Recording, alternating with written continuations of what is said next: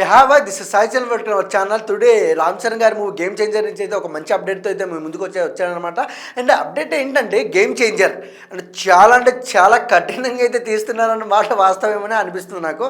ఎందుకంటే రామ్ చరణ్ గారి లుక్స్ ఒక్కొక్కసారి బయటికి లీక్ అవుతున్నప్పుడల్లా అసలు మైండ్ బ్లాక్ అవుతుంది. ఒకసారి సైకిల్ తొక్కుతూ అంటే విలేజ్ బ్యాక్గ్రాఫ్, వరల్డ్ బ్యాక్గ్రాఫ్, మళ్ళీ ఒకసారి అట్లా వైజాగ్లో షూట్ చేస్తున్నప్పుడు ఒక మంచి ఒక ఎంప్లాయీగా, అండ్ ఇంకొకసారి వైజాగ్లో మళ్ళీ డ్యాన్స్ చేస్తూ ఒక యూత్ఫుల్గా అయితే మనకైతే కనిపిస్తారు అనమాట. అంటే సేమ్ టైం ఈ సినిమా గురించి ఎందుకు మాట్లాడుతున్నా అంటే శంకర్ గారి మూవీలు మనం చూస్తున్నాం.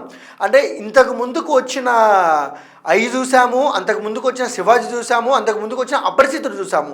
ఈ సినిమాలలో చాలా కొత్త కంటెంట్ ఉంటుంది.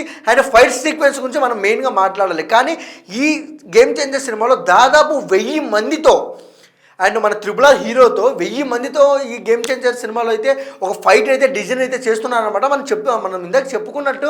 అండ్ ప్రతి సినిమాలో ఒక వేరియేషన్లో ఒక హైప్ ఫైట్స్ అయితే మన శంకర్ గారు అయితే పక్కా అయితే ఫైట్స్ అయితే పెడతారనమాట. ఈసారి చాలా టెక్నికల్గా, చాలా హై వోల్టేజ్గా అయితే 1000 మందితో రామ్ చరణ్ గారు అయితే తలపడుతున్నారంట. ఈసారి అంటే యాక్షన్ బ్యాక్గ్రౌండ్ మొత్తము ఒక వేరే హై లెవెల్లో అయితే ఉంటుందని అయితే అంటున్నారనమాట. ఈ సీక్వెన్స్ కోసం అయితే మూవీ టీం అయితే చాలా కష్టపడుతున్న మాట అయితే వాస్తవం. అండ్ రామ్ చరణ్ గారు డాక్టరేట్ తీసుకున్న తర్వాత గేమ్ చేంజర్ సినిమా వస్తుంది. ఇంకా రామ్ చరణ్ గారి మీద అభిమానం ఉన్న అభిమానులు ఇంకా డబల్ అయ్యారు అయితే మాట అయితే మనం అయితే చెప్పుకోవచ్చు. ఎందుకంటే ఇంత తక్కువ వయసులో మన రామ్ చరణ్ గారు డాక్టరేట్ పట్టా అయితే తీసుకున్నారనమాట.